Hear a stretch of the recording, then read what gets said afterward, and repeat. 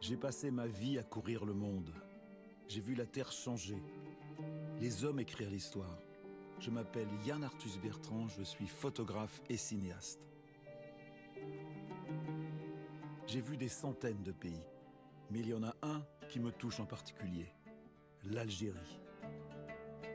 Alors j'ai voulu raconter Alger la blanche, la Casbah, Alger qui change. Raconter 10 000 ans d'histoire qui ont forgé ce pays magnifique.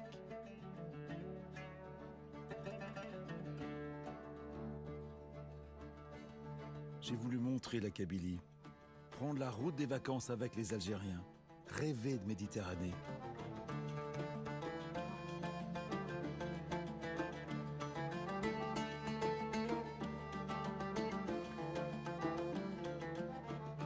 J'ai voulu raconter ces paysages somptueux, raconter la terre qu'on travaille, la douceur des plaines de la Mitidja et les courbes de l'Oranais. J'ai voulu raconter Oran l'Espagnol, grimper sur le rocher de Constantine, franchir les Aurès.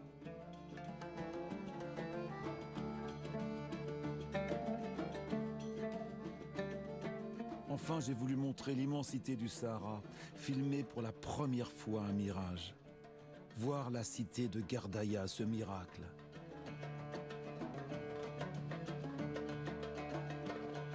M'enfoncer au plus profond du Grand Erg, franchir le Hogar et le Tassili Nadjer. À la recherche d'une prodigieuse cité unique au monde. La cité de ses phares et ses 15 000 peintures rupestres.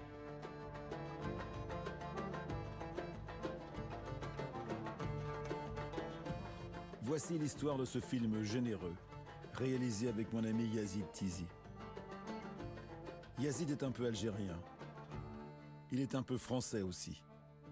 Son cœur balance entre deux pays. Voici l'histoire de notre voyage en Algérie.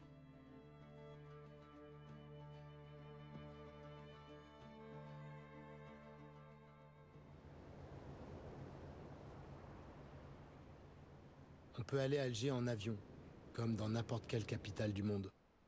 Mais c'est par la mer que l'on rentre en Algérie.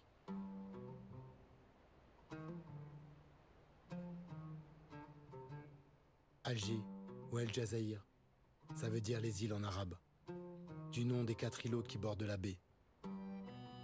Une fois encore, je reviens à Alger la Blanche.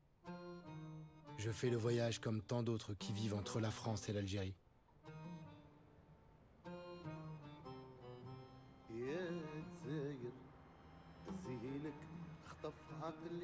Depuis la mer, on saisit bien l'histoire de la ville.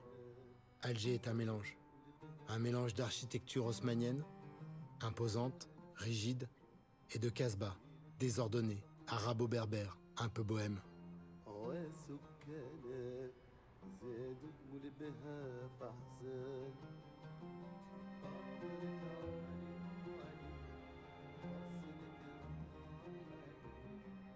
Les deux villes anciennes se disputent la vue sur la baie d'Alger.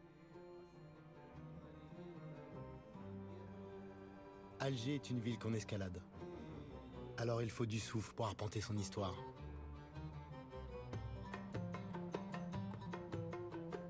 Un grand boulevard ceinture la ville. Les voûtes étagées ont été réalisées sous Napoléon III.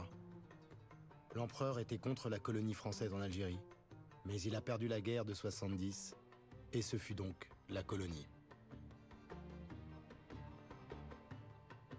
La Grande Poste à Alger, c'est comme la Tour Eiffel à Paris. Un repère, un phare. Sans la Poste, on est perdu. C'est un lien entre la diaspora et le pays. On transfère l'argent. 4 milliards d'euros rentrent en Algérie chaque année par les bureaux de poste. Et 7 milliards par les filières informelles. C'est-à-dire les poches de tout le monde. Toutes les générations veillent les unes sur les autres. La densité et l'étroitesse des rues favorisent aussi le climat familial. J'ai poussé la porte de la mosquée qu'on appelle Jamal Yehoud, la mosquée des Juifs. En fait, c'est une synagogue convertie en mosquée, mais le nom est resté. Elle est dans l'ancienne rue Randon. Maintenant, la rue s'appelle rue Amar Ali, en mémoire du militant FLN, Ali Lapointe. Et j'ai pris aussi la rue commerçante Larbi Ben Merdi, du nom d'un des responsables du FLN durant la guerre d'Algérie. Mort en 57, suicidé par le renseignement français. Puis aussi Saïd Bakel, Ali Boumengel, Mohamed Sidoum, Ahmed Chaïb. J'ai un peu la sensation de visiter Alger escorté par l'armée des ombres. C'est troublant.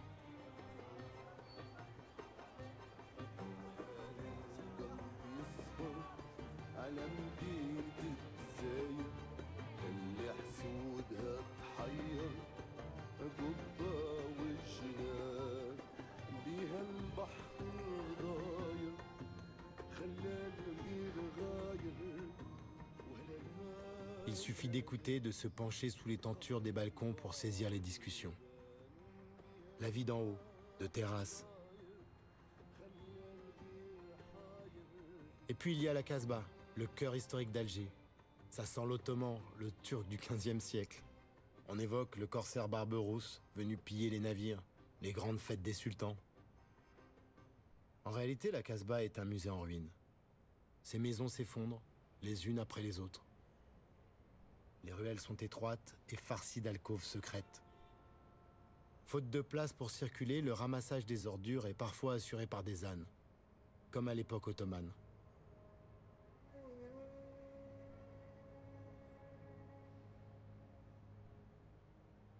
Les habitants vivent entre voisins. On est entre soi.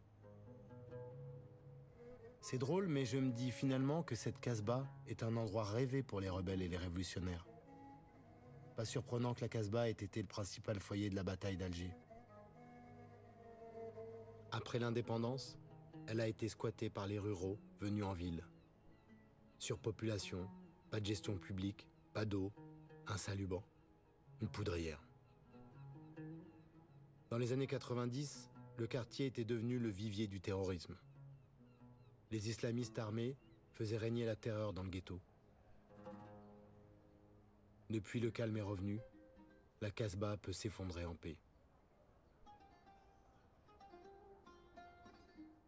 En fait, on n'habite plus beaucoup le centre d'Alger. La ville s'étend vers la périphérie et les banlieues. 4 millions d'habitants. Alger est devenue la plus grande ville du Maghreb. Tout proche du centre d'Alger, Bab el Oued touche la Casbah. 100 000 personnes habitent le secteur. C'est la crise du logement. On s'entasse comme on peut.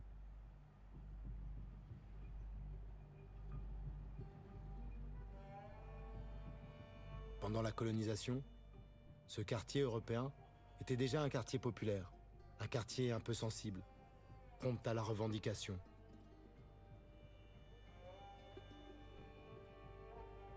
Ces antennes permettent de suivre en direct le foot et les chaînes étrangères.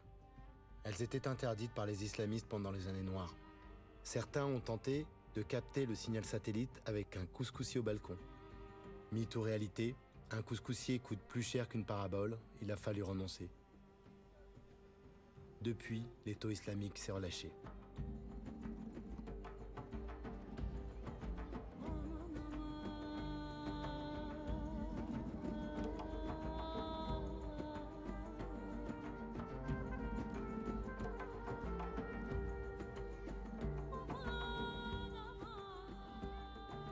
On compte dans tout le pays 8 millions d'enfants en âge d'aller à l'école.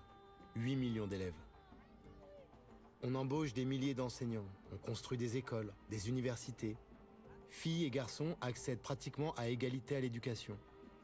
Le taux d'alphabétisation en Algérie est le plus élevé du Maghreb. La population a 20 ans en moyenne. L'Université des sciences de Babezouar accueille 35 000 étudiants. Cet établissement, comme toutes les universités d'Alger, fait partie d'un système éducatif qui fonctionne. C'est une gageure pour un pays qui déborde de jeunesse.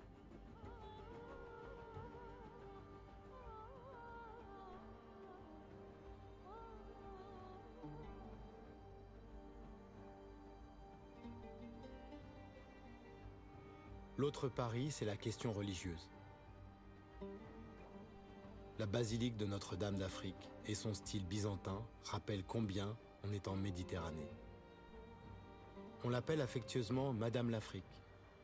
L'église abrite une Vierge noire.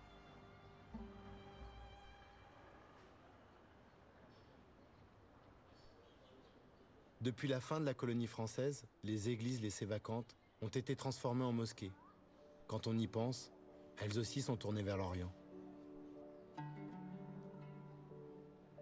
Notre-Dame d'Afrique n'a pas été convertie. Elle accueille les croyants de toutes les religions. C'est même un symbole de tolérance, dit-on à Alger.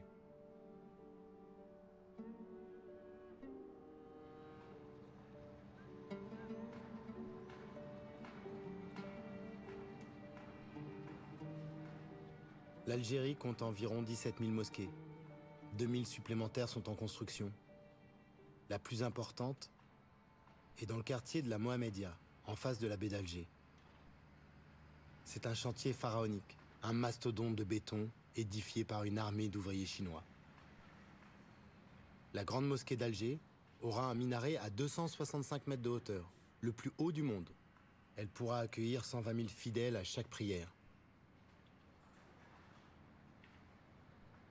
L'islam est religion d'État en Algérie.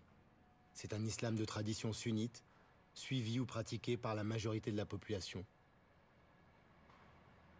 La question religieuse a profondément divisé la société algérienne moderne. Depuis, le pays prône la laïcité et le dialogue.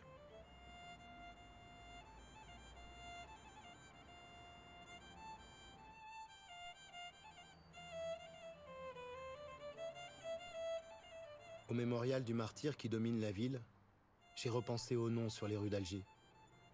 Tous ces héros, tous ces martyrs. Ce monument leur rend hommage. Les martyrs de la Révolution seraient entre 300 000 et 1 500 000, en majorité des civils algériens. Le conflit militaire a tourné en guerre civile entre Français et Algériens, et au sein même des deux communautés, entre partisans et opposants. L'indépendance du pays a été décrétée le 5 juillet 1962.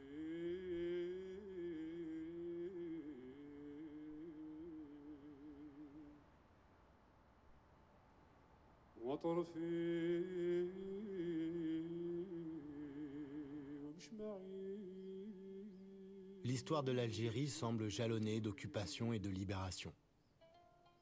Sur la côte, tout près d'Alger, le tombeau de la Chrétienne, mausolée royal de Maurétanie, témoignage de la présence des Numides, premier peuple installé sur les côtes.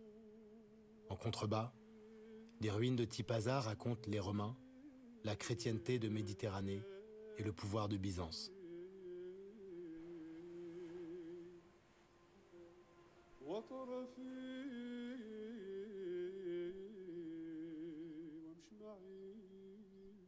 Le dernier grand tournant est la conquête du Maghreb par les Arabes musulmans en 670.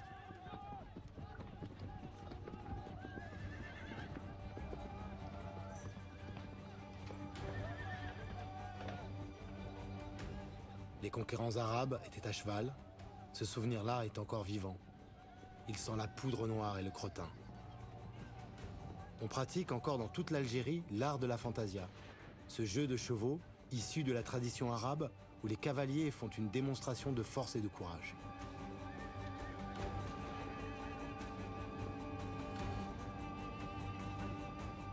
La fantasia est devenue un folklore de mariage, mais le code est resté. Le cheval symbolise la force rurale. Les familles qui en possèdent sont plus influentes que les autres. Le cheval, c'est le bon sens de la terre contre le pouvoir futile du monde de la ville.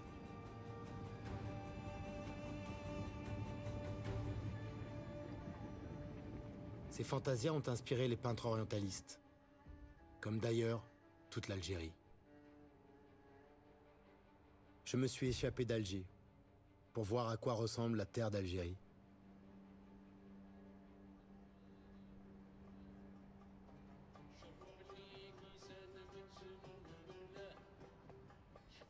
J'ai pris la route vers l'est, vers Tizi Ouzou, Béjaïa. Elle mène aussi à Annaba et se termine à El Kala, à la frontière avec la Tunisie. L'Algérie est un pays immense, 4 fois la superficie de la France, le plus grand pays du continent africain.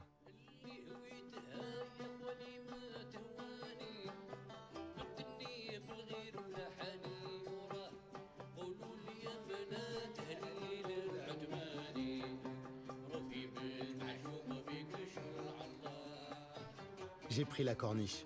C'est une route taillée à même le roc, une jolie route qui invite à flâner.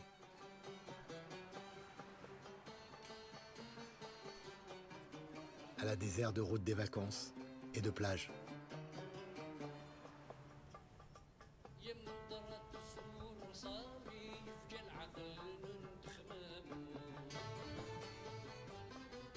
La route passe même à proximité d'un incroyable phare centenaire. Le phare du Cap Carbon, le plus haut du monde semble-t-il. Amusant quand on sait que les marins se font rares en Algérie.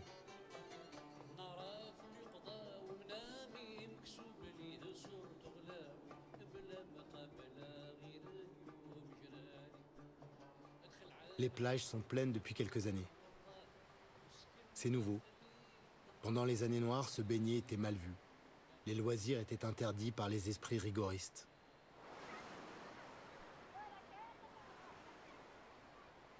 Comme pour les couscoussiers satellites, l'étau s'est desserré.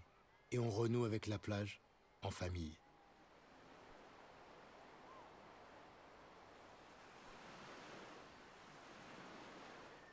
Comme pour toutes les plages du monde, les garçons vont à la plage pour séduire les filles. Mais les filles ne veulent pas qu'on les embête, tout en aimant les garçons qui les séduisent. Bref, c'est comme un jeu. Les grands frères veillent, les parents surveillent, il faut garder un peu de tenue.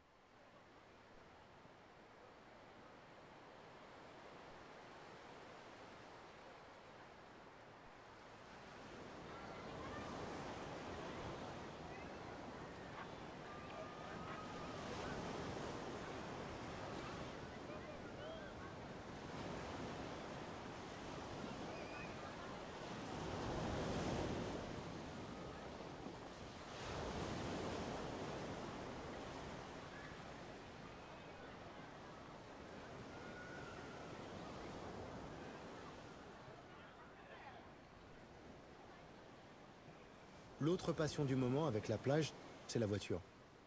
La voiture est utile. La voiture est aussi un autre chez-soi, à l'abri des regards. Neuf ou d'occasion, il s'en vend des centaines de milliers par an sur les marchés. Hommes comme femmes, tout le monde conduit. Il y aurait une voiture pour 4 personnes en Algérie. En comptant les bébés et les vieillards, on peut dire que c'est un joli record.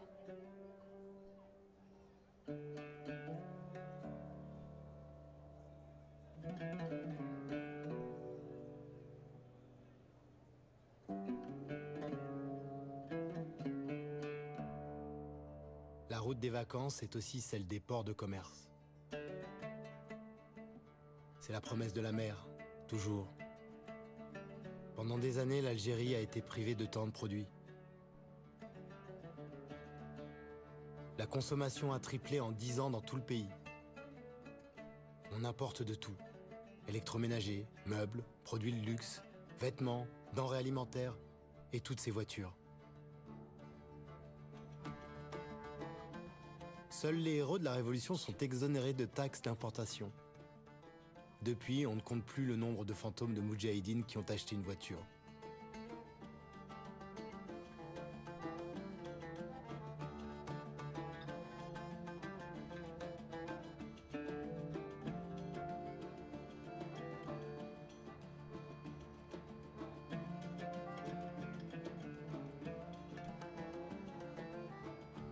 L'industrie redémarre peu à peu.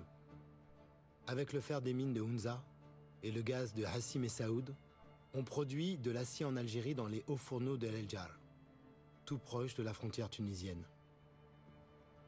L'immense aciérie a presque 100 ans.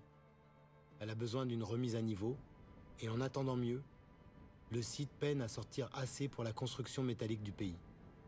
Des ronds à béton, des fils pour machines.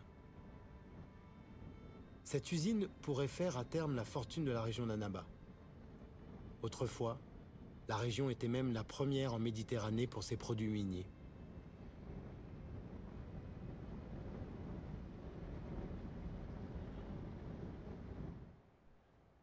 Annaba a des airs de métropole littorale, à la fois désuète et attachante. Son nom vient du jujubier, cet arbre d'Orient qui pousse dans la région. Mais plus que de jujubier, Annaba a surtout le visage d'une ville prospère, d'architecture très française, héritage d'une ville industrielle connue pour ses ateliers de charpente métallique.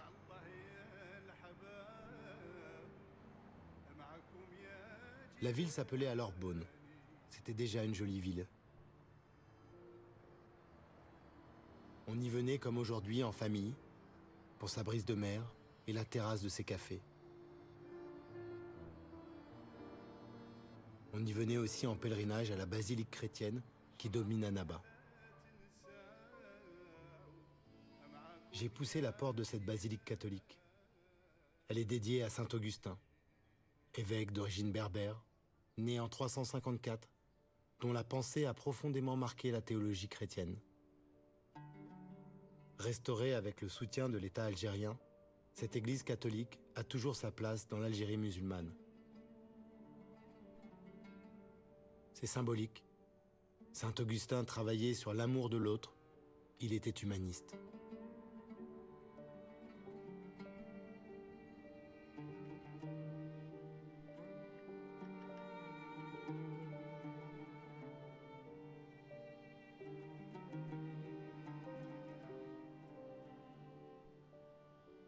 J'ai poussé jusqu'au port de pêche d'El Kala.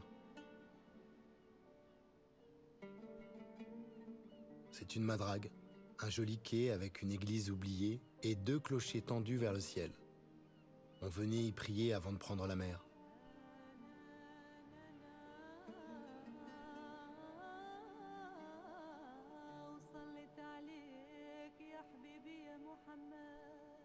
Il faut dire qu'à El Kala, la population était très croyante.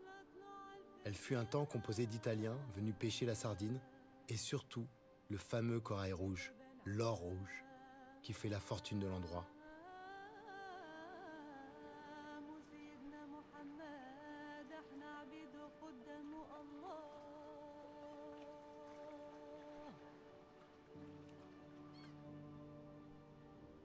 Le petit cimetière sur la colline sent encore un peu l'Italie. Il regarde la mer.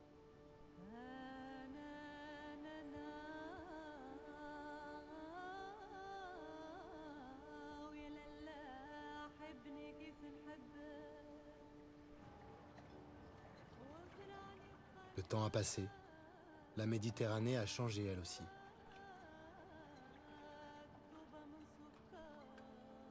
On pêche encore la sardine, mais le poisson se fait plus rare. Sur les quais, j'entends les patrons de pêche élever la voix pour demander la protection du récif. Les corailleurs ont épuisé le corail. Et avec lui, la faune marine, les bancs entiers de poissons qui se nourrissaient dedans.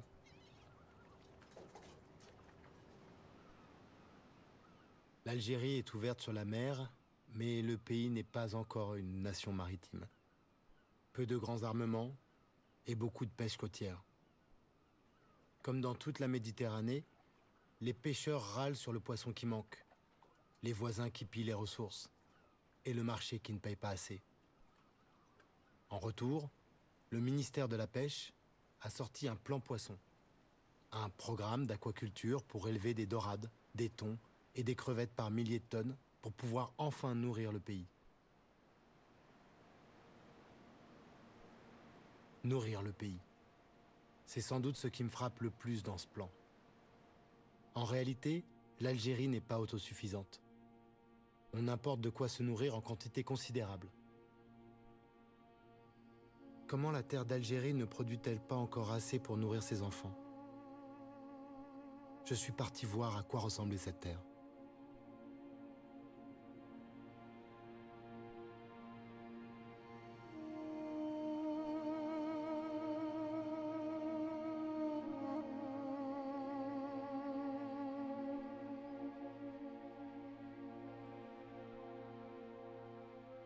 Tout près d'El Khala, il y a une zone humide.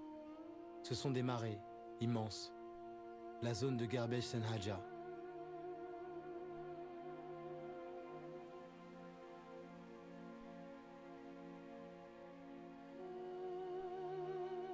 Cette zone est vitale pour la région. L'eau est précieuse et avec elle toute la vie qu'elle porte.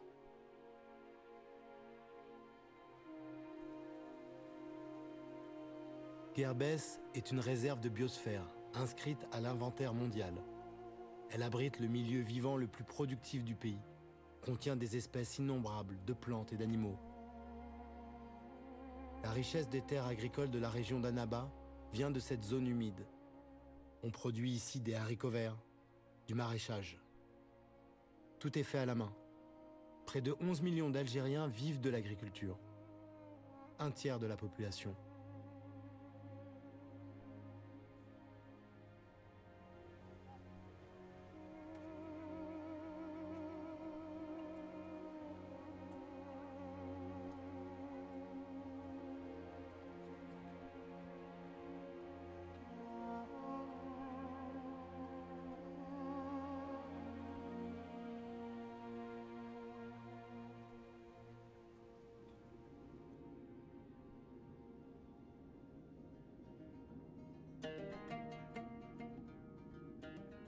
J'ai quitté El Kala et la plaine d'Annaba. Je pars à la découverte de cette plaine agricole qu'on appelle le Tel et qui court jusqu'à Oran, de l'autre côté du pays.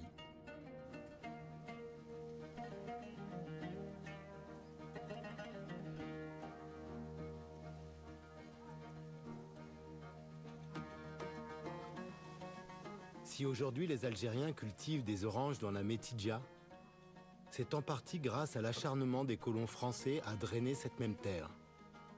Parce qu'une grande partie de ces champs était improductifs.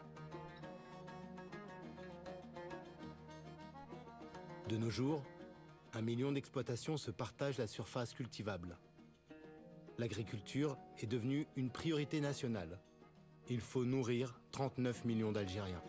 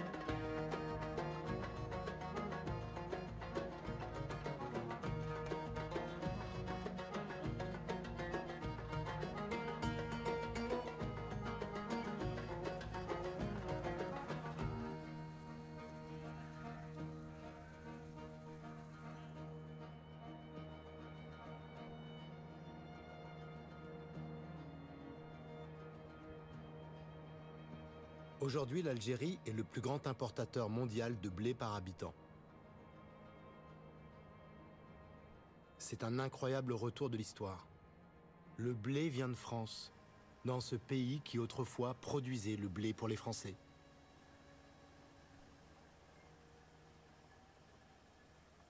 Mais les temps ont changé aussi. La population à nourrir a quadruplé. Grâce à l'argent du pétrole, l'Algérie échappe aux révoltes du pain qui menacent la Méditerranée. Mais pour combien de temps ?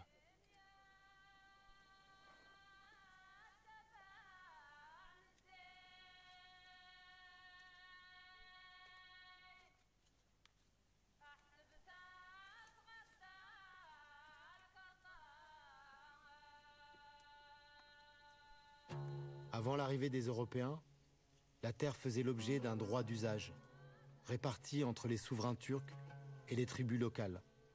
100 ans de colonisation française ont tout bouleversé. J'ai revu ces grandes fermes coloniales, près de Sidi Bel Abbès, dans l'Oranais. Les Français produisaient ici des céréales et du vin. Les colons avaient forcé les tribus locales à l'exil ou à devenir